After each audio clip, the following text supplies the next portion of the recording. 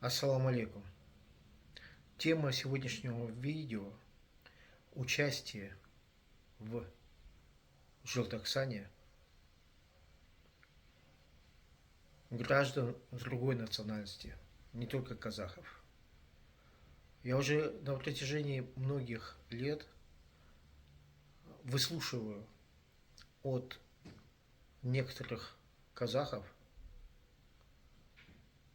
которые все время задают вопрос: а где вы, уйгуры, были в Желтоксане, когда казахи встали на защиту своих интересов, своей, скажем так, независимости, да?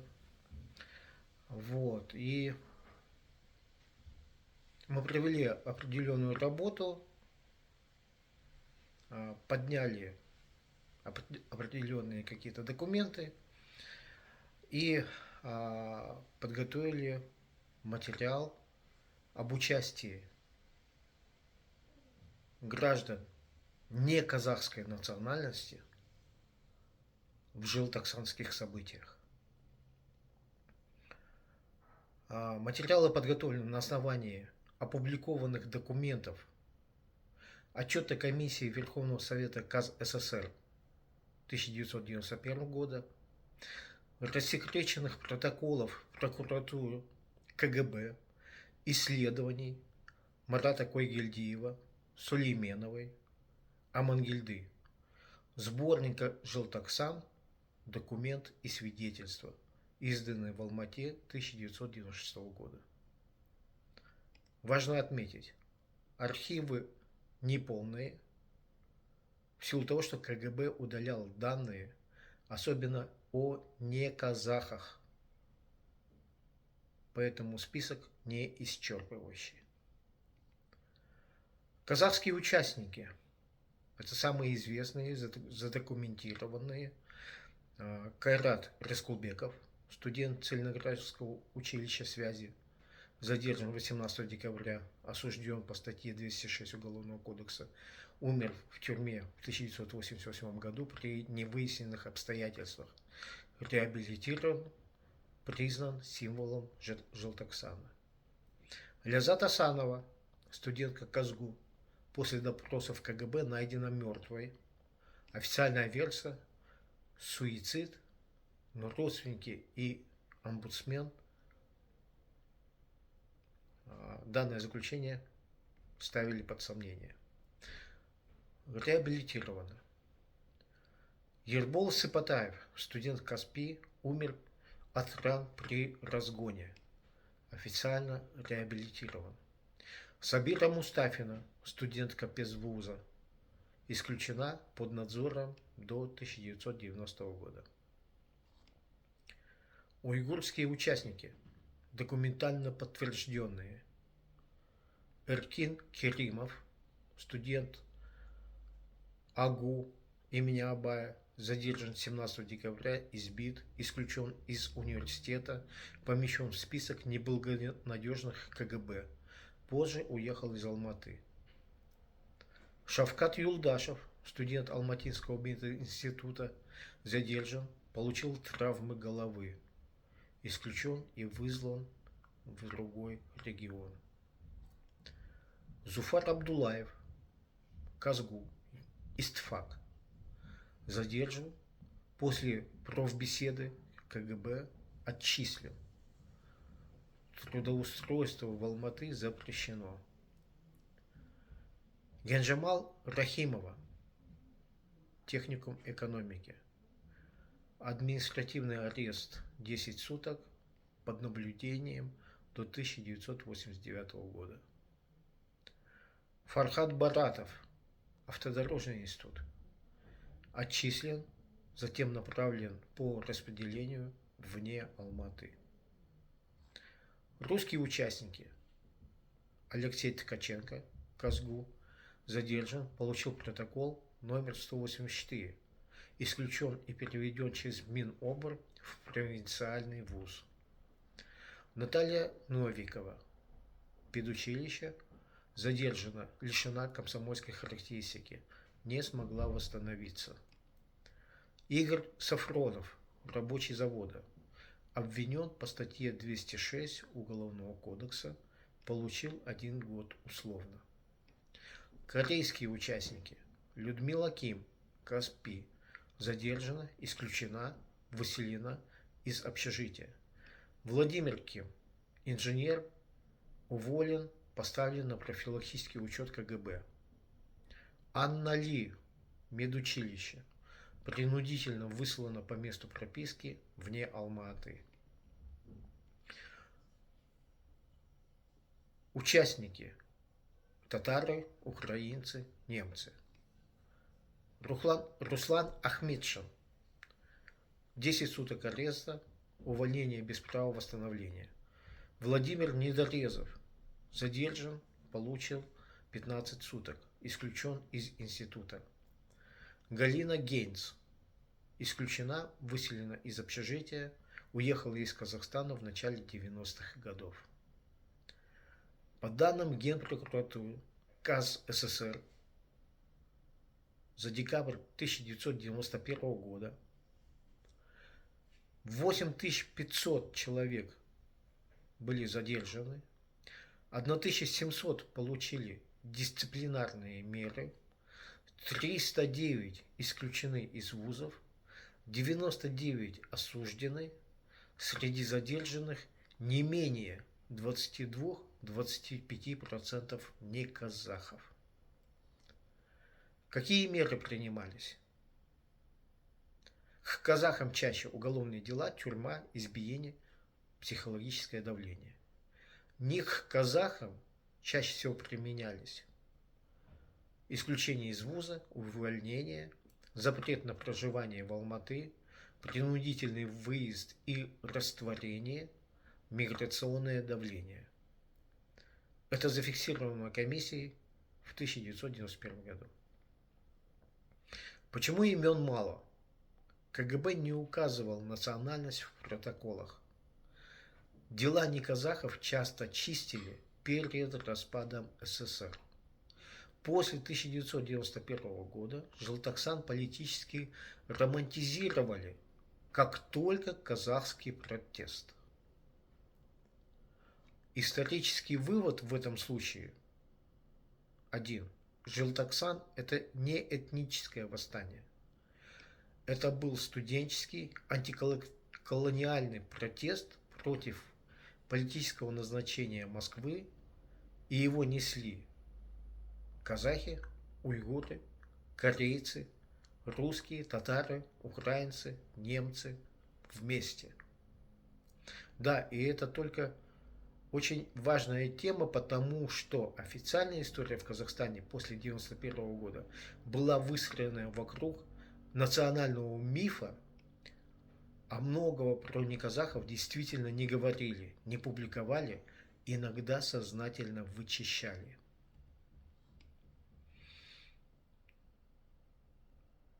Документальные источники – это отчет Комиссии Верховного Совета КССР по расследованию событий декабря 1986 года. Частично опубликован в 1991 году. Содержит статистику задержанных, меры наказаний, прямо говорит, что среди задержанных были представители разных национальностей, отмечает факты необоснованных репрессий, увольнений и переселений. Труднодоступен данный документ, но цитируется в исследованиях Койгельдиева. Следующий документ – это Желтоксан. Документ и свидетельство, опубликовано в Алматы 1996 года. В нем сборник протоколов, показаний, газетных публикаций. Есть фамилии задержанных не казахов. Видно, что КГБ использовал одинаковые формулировки. Некоторые дела урезаны или без национальности. Марат Койгельдиев, историк, его работы декабрь 1986 года, попытка исторического анализа, а также Желтоксан, политическая оценка и последствия. Он первый назвал Желтоксан многонациональным протестом. Сулейменова, Публикации 1991-93 годов. Пишет о принудительных высылках неказахов из Алматы, описывает механизм профилактических переселений. Газетные материалы конца перестройки «Социалистическая индустрия» в 1989 году и «Казахстанская правда» 1991 года. В этих газетах публиковались отдельные фамилии участников разных этносов. Интервью и устные архивы Ассоциации жертв Желтоксана, университетские проекты. В них много воспоминаний корейцев, уйгуров, русских татар, рассказы о запретах на работу, давлении КГБ. Факты, которые долго не публиковались. Принудительное выселение из Алматы. Неказахам после задержания говорили: вернись по месту прописки. Алматы для вас закрыт. Этого почти нет в школьной версии истории, но есть в показаниях и протоколах. Запрет на образование и работу. Многие были исключены из вузов без права восстановления в республике. Казахов чаще потом восстанавливали, не казахов почти никогда. КГБ помечал неблагонадежность по национальному признаку. В материалах встречаются формулировки: не имеет национальных корней в республике, подлежит высылке, социально не укоренен. То есть этничность влияла на меру наказания. Архивы целенаправленно чистили в 1990 и в 1991 годах. Особенно протоколы с национальностью, уголовные дела с мягкими обвинениями, рапорты о выселениях. Историки об этом писали осторожно, но факты подтверждают архивисты. Неказахские жертвы почти не реабилитированы публично. Имена казахов стали национальными символами. Имена корейцев, уйгуров, русских и других исчезли из публичного дискурса. Политическая интерпретация после 1991 года следующая. Чтобы Желтоксан стал национальным мифом, он был представлен как борьба казахов за независимость. Это не ложь, но неполная правда. Почему это скрывалось? Государство формировало национальную идентичность. Удобнее иметь единый героический нарратив. Участие неказахов разрушает тезис «только казахи боролись». Тема межэтнической солидарности была политически неудобной. Важная историческая правда заключается в том, что Желтоксан – это студенческий проект, протест, антиколониальный, политический, а не этнический, многонациональный гражданский акт. И это подтверждают документы, а не эмоции. Почему сегодня так по-разному вспоминают Желтоксан? Первоначальная версия 86-89 годов СССР. Что говорила власть? Хулиганы, пьяная молодежь, националисты. Протест случайный, не политический.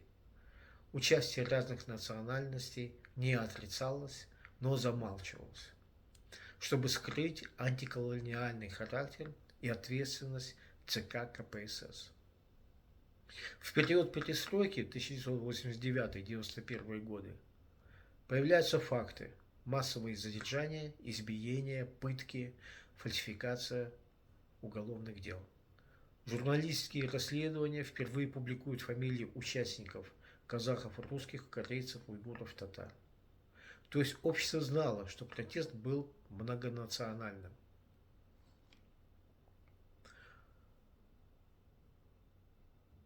При рождении нового государства Казахстана в 1991 и до 1995 года Казахстан формирует национальную идеологию. Меняется интерпретация. Желтоксан – начало независимости. Желтоксан – акт казахского национального пробуждения. Что исчезает? Участие других народов, критика союзного и местного руководства, тема КГБ репрессий. Это было необходимо для молодой страны как создание единого символа. В этом случае укрепление нации важнее нюансов. Закрепление мифа в образовании и медиа. Это период 1995 года, 2015 года. В школьных учебниках только казахские имена. Протест исключительно этнический. Цель – борьба за государственность. В документальном кино и СМИ неказахи отсутствуют. Нет статистики задержанных. Нет данных о высылках и увольнениях. Так формируется коллективная память. Политический фильтр в этом случае применялся по причине того, что упоминание корейцев, уйгуров, русских, татар автоматически везло к вопросам, почему их репрессировали сильнее, почему их выселяли, какую роль играла КГБ, кто отдавал приказы. Государству такие обсуждения были неудобны. Поэтому проще народ боролся, и все, без деталей.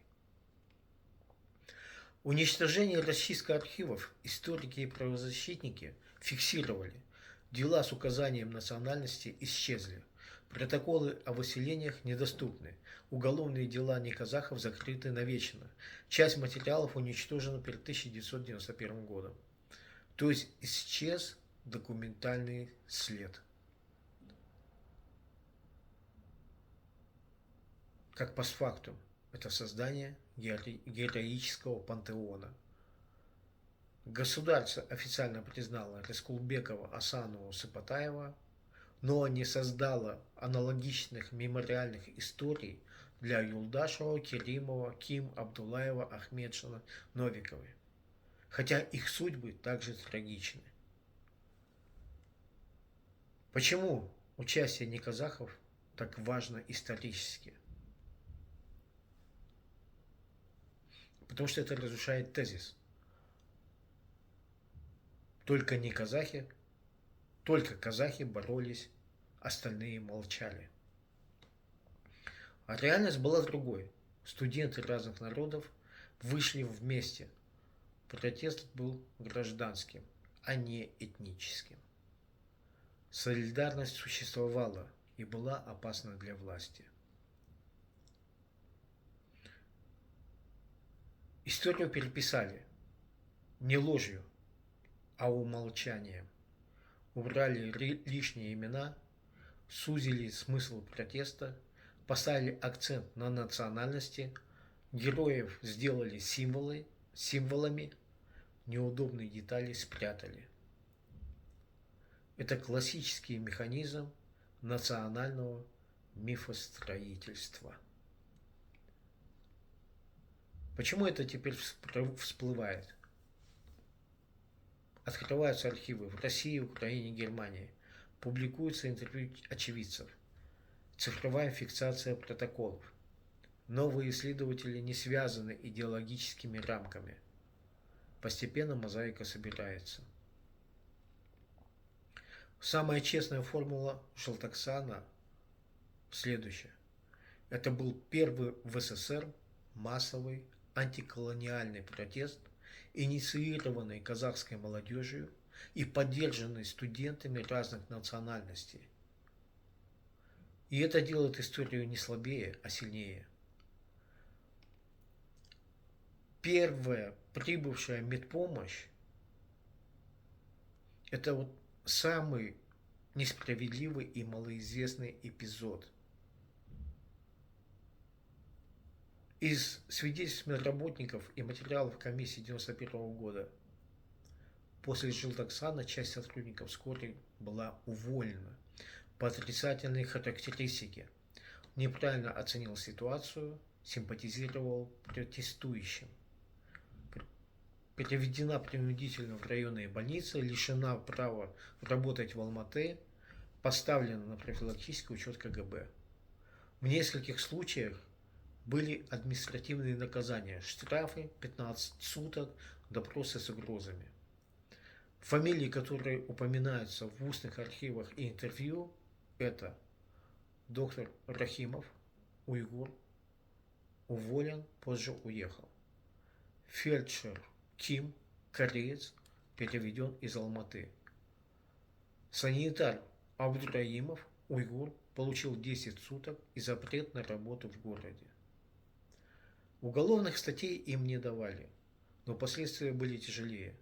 Потеря профессии, переезд, страх.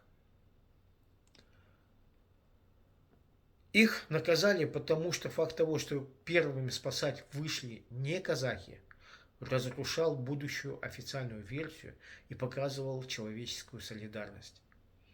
КГБ рассматривал помощь пострадавшим как содействие массовым беспорядкам. Почему об этом никто не знает?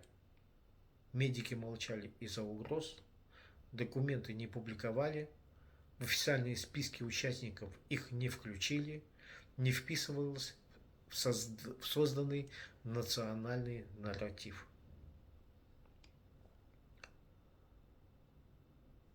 Историческая правда следующая. Эти люди не били, они лечили. Но все равно стали жертвами системы. Да, но сразу важно уточнить честно, полного официального списка нет, потому что КГБ не всегда указывал национальность в протоколах, чистил дела перед 1991 годом, особенно удалял фамилии не казахов. Опять же, это разрушает миф Желтоксан, только казахский протест.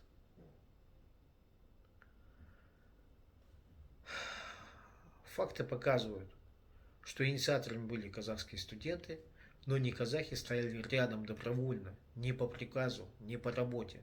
Это были гражданская солидарность, а не этническое деление. Первые жертвы в больницах Алматы фиксируются с фамилиями Ким, Абдулаев, Ткаченко, Керимов. То есть сразу видно многонациональность.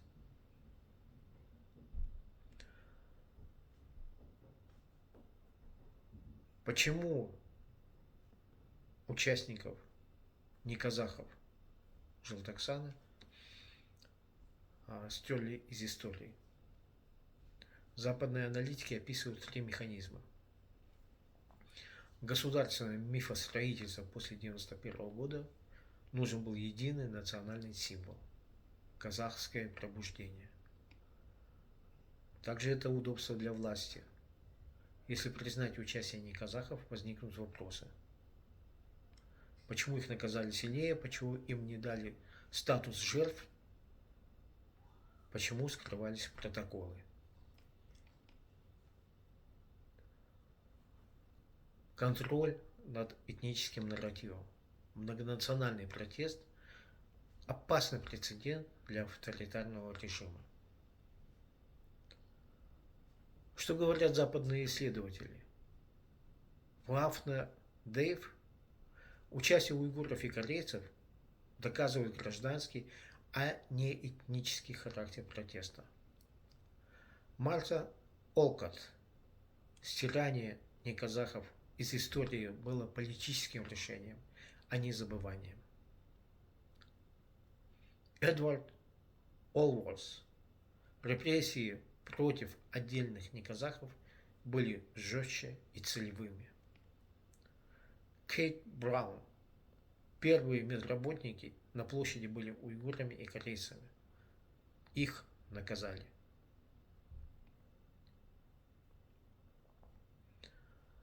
В Жолтоксане плечом к плечу стояли казахи, уйгуры, корейцы, русские, татары, украинцы.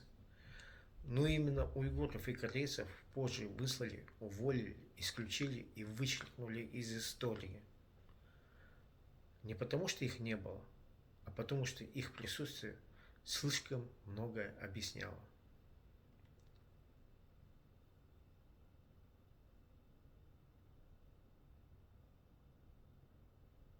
В учебниках Жолтоксан это как будто история только казахов. Но архивы фиксируют как минимум 33 уйгура вышли на площадь, их задержали, исключили, выслали. А потом стерли из памяти. Но история знает больше, чем пропаганда. Помнит Жолтоксан и уйгурская история тоже. Вот вам совершенно независимый взгляд на участие в декабрьских событиях 1986 года не только казахов, но и граждан других национальностей. Поэтому я надеюсь, что данное видео услышат многие национал-патриоты, которые предпочитают использовать в качестве аргумента и давления на граждан не казахской национальности, что никто из других национальностей не борется за независимость, за несправедливость, не защищает права и интересы казахстанцев. Как вы понимаете, их позиция ошибочна. И я привел достаточно фактов, которые подтверждают, насколько они не правы. Большое спасибо за внимание. Всего вам доброго.